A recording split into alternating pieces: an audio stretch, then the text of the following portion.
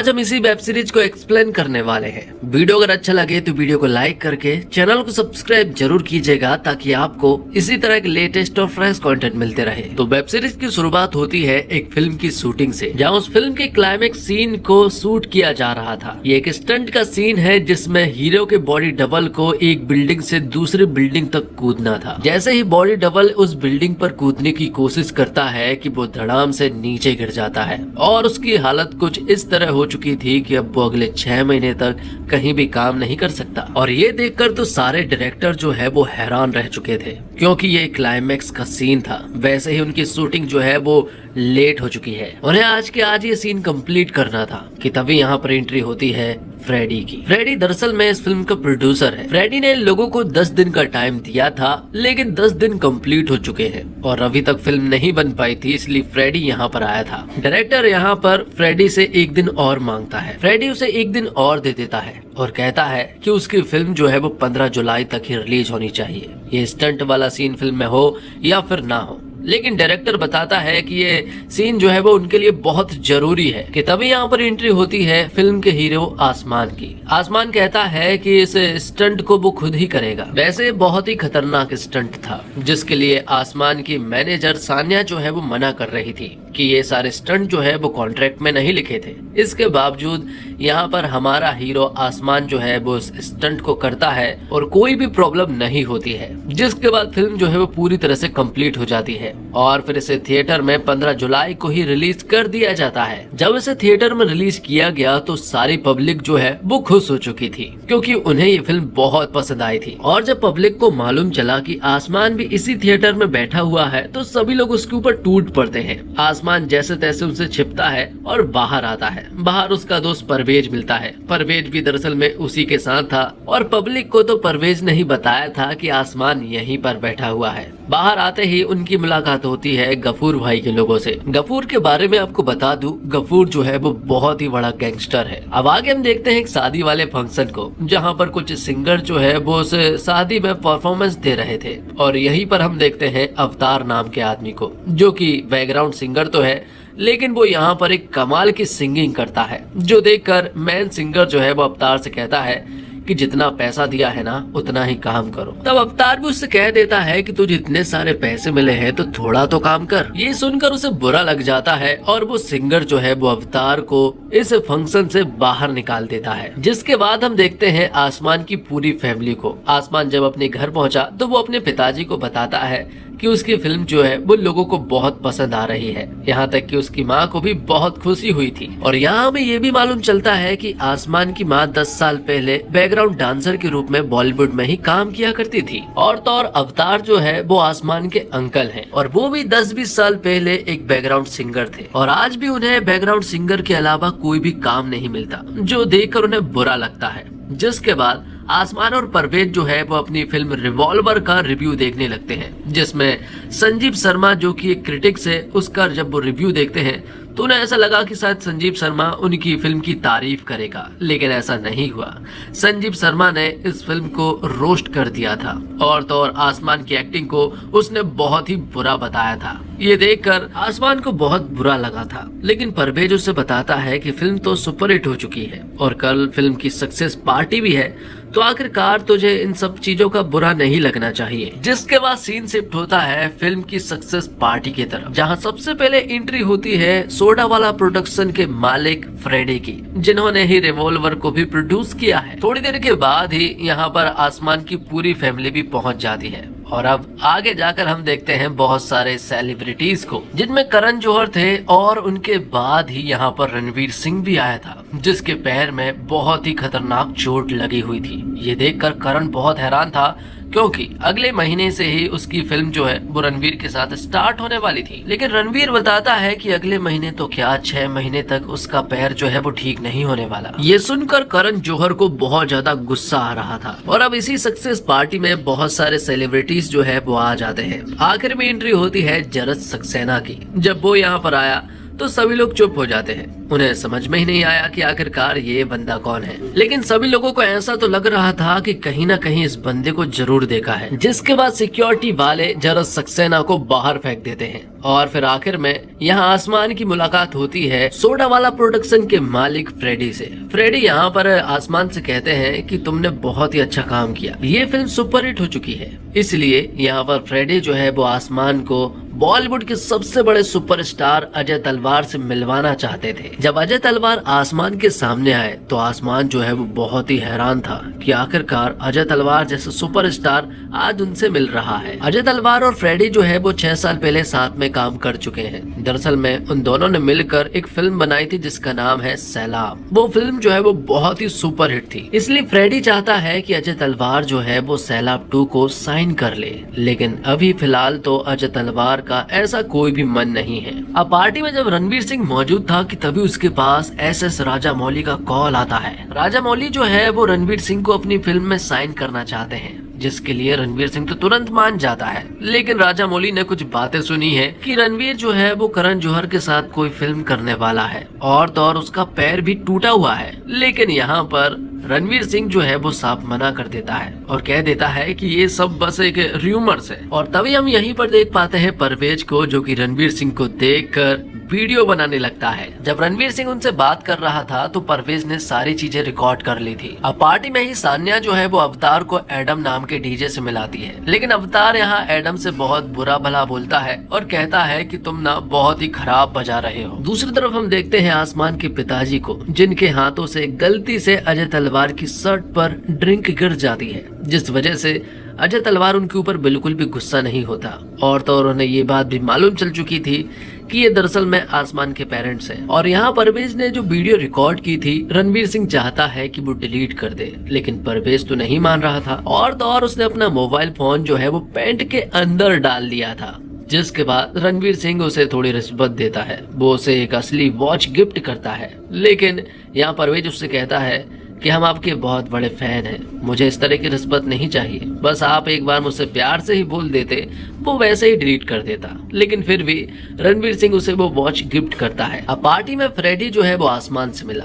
Freddy यहाँ पर आसमान को एक ऑफर देता है, मेरे पास 3 फिल्में हैं और उन 3 फिल्मों के लिए मैं तुम्हें लीड एक्टर के तौर पर साइन करना चाहता हूँ। ये सुनकर तो आसमान बहुत ज्यादा खुश हो जाता है और तो और फ्रेडी जो है वो उसे तुरंत कॉन्ट्रैक्ट पेपर भी दे देता है। ये देखकर आसमान और सान्या हैरान थे। सान्या उससे कहती है कि इतनी जल्दबाजी में ऐसा डिसीजन लेना बिल्कुल भी ठीक नहीं है। अगर उसकी पहली फिल्म फ्लॉप हो जाती है तो तुम्हें क्या लगता है कि अगली 2 फिल्म वो तुम्हें देगा? और अगर देता भी है तो उनकी टाइमलाइन क्या होगी तुम्हें क्या पता, क्योंकि तुमने तो कॉन्ट्रैक्ट भी नहीं पढ़ा है। लेकिन यहाँ पर आसमान कहता है कि वो हीरो है, वो सिर्फ स्क्रिप्ट पढ़ता है, कॉन्ट्रैक्ट नहीं। और अब क्योंकि सान्या जो है वो आसमान की मैनेजर है, इसलिए सान्या ने तो साफ इनकार कर दिया था कि फिलहाल तो वो इस कॉन्ट्रैक्ट पर साइन ना करे। और तभी सान्या के पास एक कॉल आ जाता है और वो बात करने के लिए बाहर चली जाती है। लेकिन तभी यहाँ पर सोडा वाला प्रोडक्शन के मालिक फ्रेडी जो है वो आसमान से कहते हैं कि कोई बात नहीं, तुम्हें अगर साइन नहीं करना है तो मत करो।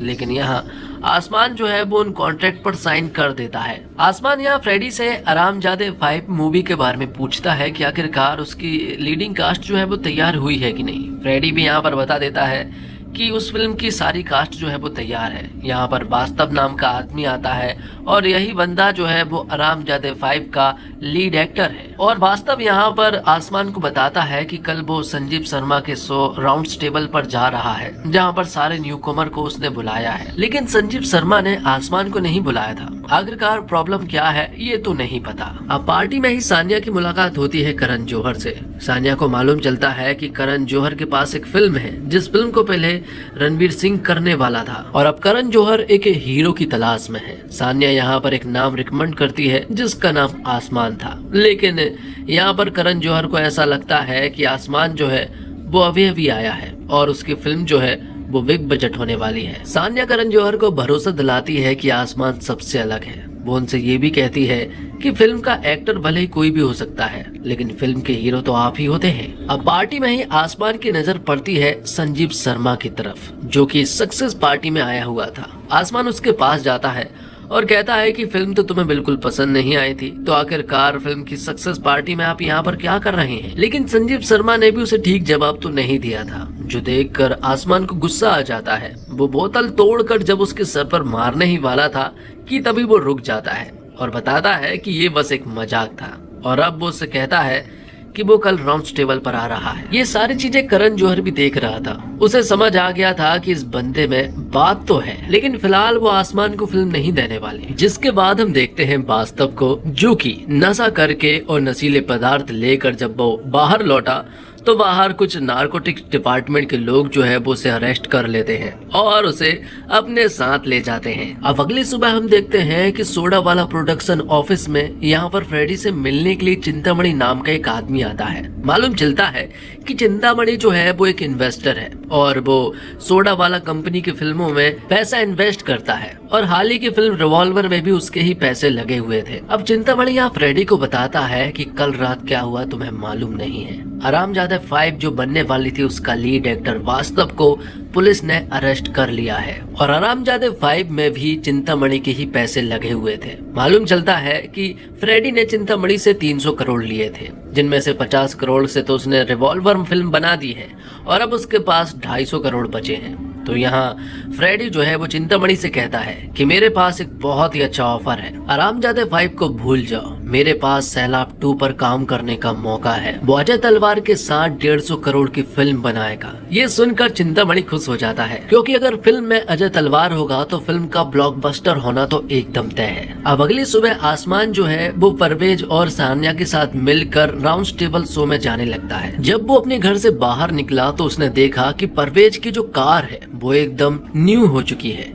ये देखकर परवेज से पूछता है कि आखिरकार ये सब कुछ कैसे हुआ, तो परवेज बताता है कि कल रात उसे रणवीर सिंह ने एक वॉच गिफ्ट की थी जो कि एकदम असली थी। उसने उसे बेचकर इस कार को नया कर लिया है। और तो और परवेज जो है वो इमरान हाशमी का बहुत बड़ा फैन है। वो कहता है कि सारा बॉलीवुड एक तरफ और इमरान हाशमी एक तरफ। और अब वो राउंड टेबल के शो में पहुंचे तो वहाँ आसमान की नजर पड़ती है करिश्मा की तरफ। करिश्मा दरअसल में अजय तलवार की बेटी है, जिसे सभी लोग नेपो किड मानते हैं। हाल फिलहाल में तो उसने कोई भी फिल्म नहीं की है, लेकिन जल्द ही उसकी एक फिल्म आने वाली है। तो अब संजीव शर्मा का राउंड टेबल शो स्टार्ट होता है, जहाँ पर सारे न्यू कमर आए हुए थे। सभी को यहाँ पर कुछ दिलचस्प बातें करनी थी, और जैसे ही करिश्मा ने बोलना स्टार्ट किया कि तभी हम देखते हैं कि अजय तलवार भी यहाँ पर आ जाता है, क्योंकि वो अपनी बेटी को देखना चाहता था कि वो लोगों के साथ पेश कैसे आती है। वो यहाँ पर सारी रिकॉर्डिंग्स को देखने लगता है, और तभी हम देखते हैं करिश्मा जो है वो हार्ड वर्किंग की बात कर रही थी कि हार्ड वर्क करके वो यहाँ तक पहुँच पाई है।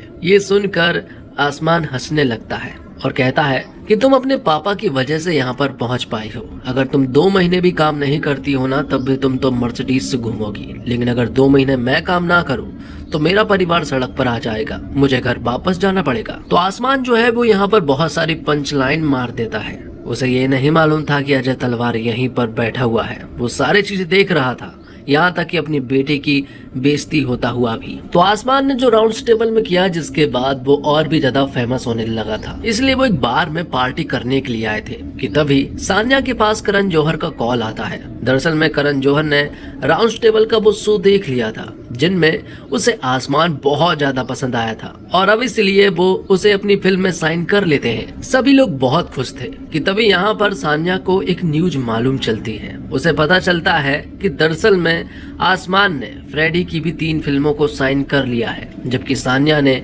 उससे ये करने को मना किया था। सान्या बताती है कि अब बहुत बड़ी प्रॉब्लम हो सकती है, क्योंकि अगर फ्रेडी नहीं माना तो करण जौहर के हाथ से ये फिल्म तो जाएगी, और तो और वो तुझे अटका कर रख देगा। तो वो लोग फ्रेडी से इन 3 फिल्मों के बारे में डिस्कशन करना चाहते हैं, इसलिए फ्रेडी उन्हें अगले दिन अपने ऑफिस बुलाता है। जब वो अगले दिन ऑफिस पहुंचे तो उन्हें बहुत डर लग रहा था, क्योंकि उन्हें जल्दबाजी में ये सब कुछ नहीं करना चाहिए था। तभी उनकी नजर पड़ती है जरद सक्सेना पर, जो कि फ्रेडी से मिलने के लिए आया था। यहाँ पर हमें जरद सक्सेना की कुछ बातें मालूम चलती है कि 15 साल पहले वो फ्रेडी की एक फिल्म को कर रहा था, लेकिन चोरी छुपे उसने एक और फिल्म साइन कर ली थी। तो फ्रेडी ने उसे उस फिल्म से तो निकलवाया जिस फिल्म को वो कर रहा था, और 15 सालों से जरद सक्सेना अब बीच में ही अटका हुआ है। उसने कॉन्ट्रैक्ट में लिखा था कि जब तक वो मेरी फिल्म नहीं करता है तब तक वो कोई और फिल्म नहीं करेगा। ये सुनकर आसमान पूरी तरह से डर जाता है कि कहीं हमारा हाल भी जरस सक्सेना जैसा ना हो जाए। जिसके बाद वो लोग फ्रेडी से बात करने के लिए पहुंचते हैं। वो उन्हें सारी बातें समझाते हैं कि हाल ही में वो करण जौहर के साथ काम करना चाहते हैं। फ्रेडी उनकी बात समझता है और कहता है ये तो बहुत अच्छी बात है, अगर करण जौहर के साथ तुम काम करते हो तो वो फिल्म सुपरहिट होगी और उसके बाद तुम मेरी फिल्म में काम करोगे तो फिर तुम्हारी फेस वैल्यू और भी ज्यादा बन जाएगी और फिर हमारी फिल्म भी सुपरहिट हो जाएगी। फ्रेडी उनकी बात बहुत ही आसानी से मान गया था। ये बात कहीं न कहीं सान्या और आसमान को हजम नहीं हो रही थी। अब जब वो घर पहुंचे तो हमने देखा कि अवतार जो है वो अपनी भाभी से बात कर रहा था। मालूम चलता है कि आसमान के पिताजी का लीवर जो है वो फेल हो चुका है, उन्हें बहुत सारे पैसों की जरूरत है और उन्होंने ये भी कहा है कि वो आसमान को इन सब के बारे में ना बताए।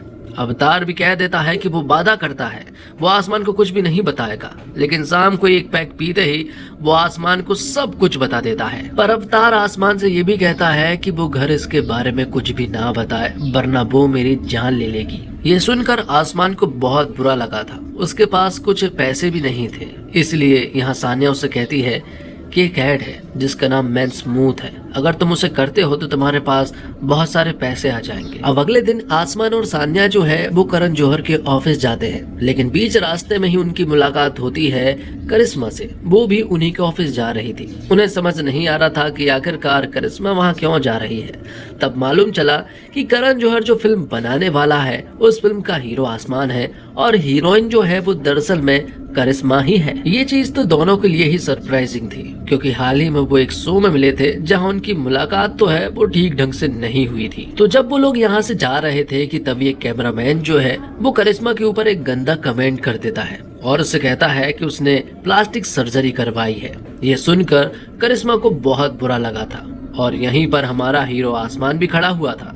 वो तुरंत ही उस कैमरामैन के पास जाता है और कहता है कि अगली बार कुछ भी कहा ना तो खुद के कैमरे में खुद ही कैप्चर नहीं हो पाएगा। जिसके बाद करिश्मा अपने बॉयफ्रेंड समीर के साथ यहाँ से चली जाती है, लेकिन करिश्मा को बुरा लगा कि आखिरकार समीर ने वहाँ कुछ क्यों नहीं बोला। समीर कहता है कि मुझे तुम्हारी फिक्र थी इसलिए उसने कुछ नहीं बोला। तो फाइनली आसमान जो है वो उस मैन स्मूथ के ऐड के लिए पूरी तरह से रेडी था। मैन स्मूथ का वो ऐड करता है, बदले में उसे बहुत सारा पैसा मिल जाता है और तभी आसमान और सान्या की नजर पड़ती है राजा मौली और आमिर खान की तरफ, जो कि एक सीरियस टॉपिक पर डिस्कशन कर रहे थे। ऐसा सान्या और आसमान को लग रहा था, जबकि दरअसल में आमिर खान तो राजा मौली से कह रहे थे कि इडली और बड़ा पाव में इडली बेस्ट है, लेकिन राजा मौली सर कह रहे थे कि इडली नहीं बड़ा पाव बेस्ट है। जिसके बाद राजा मौली सर जाने लगते हैं। वो आमिर खान से कहते हैं कि बात खत्म नहीं हुई है, यहीं से स्टार्ट होगी। जिसके बाद आमिर खान जो है वो आसमान को अपने पास बुलाते हैं और पूछते हैं इडली और बड़ा पाव में क्या बेस्ट है।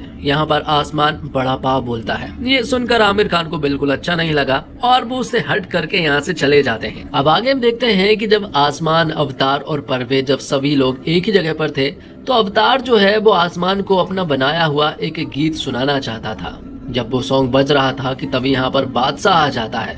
बादशाह के आते ही अवतार जो है वो अपना सॉन्ग बंद कर देता है। बादशाह कहता है कि अच्छा हुआ बंद कर दिया वरना कानों से खून आने वाला था। दरअसल में अवतार जो है वो क्लासिकल सिंगर है और उसने काफी पुराना सॉन्ग गाया था, इसी वजह से किसी को भी वो सॉन्ग पसंद नहीं आ रहा था। बादशाह यहाँ सिर्फ और सिर्फ आसमान से सिर्फ हाय बोलने के लिए आया था, जिसके बाद वो यहाँ से चला गया। अवतार सान्या से कहता है कि उसका कुछ नहीं होने वाला। उसे ऐसा लगता है कि उसे सिंगिंग जो है वो छोड़ देनी चाहिए। ये पेन ड्राइव में जो सॉन्ग है वो उसे भी फेंक देता है, लेकिन सान्या उसे अपने पास रख लेती है। अब आगे हम देखते हैं अजय तलवार को, जो कि करण जौहर के पास कॉल करता है। दरअसल में अजय तलवार चाहता है कि आसमान की जगह पर करण जौहर जो है वो कोई और हीरो भी ले सकता था, लेकिन करण जौहर कहता है कि उसने आसमान को देख लिया है, वो बहुत ही कमाल का एक्टर है। उसकी जो फिल्म होने वाली है वो एक रोमांटिक एक्शन वाली फिल्म होने वाली है, जिसमें भर भर के बोल्ड सीन भी होने वाले हैं। ये सुनकर अजय तलवार को बिल्कुल भी अच्छा नहीं लगा था,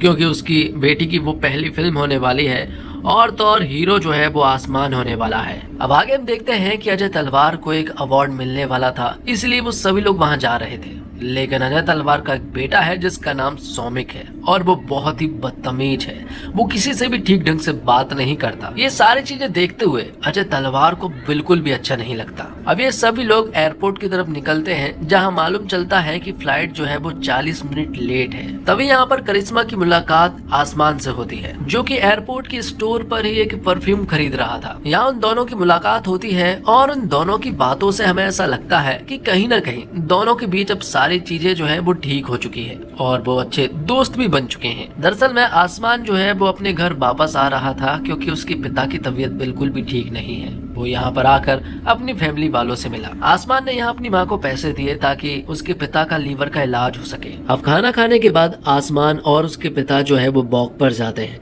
जहाँ पर आसमान के पिता आसमान को समझाते हैं कि तू आसमान है, इस इंडस्ट्री में रहने के बाद तू कभी भी अपना सर जो है वो झुकाना मत। भले ही सर को कटा देना, लेकिन झुकाने के बारे में कभी भी मत सोचना। अब जब वो बात कर ही रहे थे कि तभी आसमान के पास फ्रेडी का कॉल आता है, जो कि उसे किसी अर्जेंट काम के लिए अपने पास बुलाता है। दूसरी तरफ हम देखते हैं फ्रेडी को, जो कि अपनी फिल्म के काम में लगा हुआ था। और तभी हम यहाँ पर एक फैशन डिजाइनर को देख पाते हैं, जिससे फ्रेडी की बहस हो जाती है और वो फैशन डिजाइनर भी यहाँ फ्रेडी से ठीक ढंग से बात नहीं करती। ये देखकर फ्रेडी को गुस्सा आ जाता है और वो उस फैशन डिजाइनर को लात मार देता है। वो कहता है कि वो किसी भी औरत पर हाथ नहीं उठाता। अब थोड़ी देर के बाद यहाँ पर आसमान आ जाता है। आसमान यहाँ फ्रेडी से जानना चाहता था कि आखिरकार ऐसा कौन सा अर्जेंट काम है। फ्रेडी यहाँ आसमान से कहता है कि तूने जो करण जौहर की फिल्म साइन की है, तू इस फिल्म को नहीं करेगा।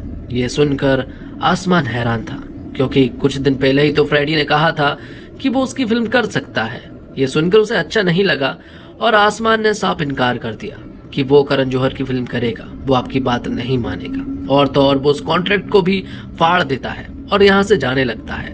तभी फ्रेडी उससे बहुत ही गंदी बात बोल देता है, जो देखकर आसमान को गुस्सा आ जाता है। वो उसे भी एक जोरदार लात मारता है और जब वो उसे घूसा मारने ही वाला था कि तभी वो फ्रेडी से कहता है कि वो भी औरतों के ऊपर हाथ नहीं उठाता। जिसके बाद आसमान यहाँ से जाने लगता है। आसमान ने भले ही कॉन्ट्रैक्ट फाड़ दिया हो, लेकिन उसे मालूम है कि फ्रेडी जो है वो कोई लीगल एक्शन ले सकता है, लेकिन हाल ही में उसके पिता ने समझाया है कि झुकना नहीं है। इसी वजह से आसमान यहाँ नहीं झुका।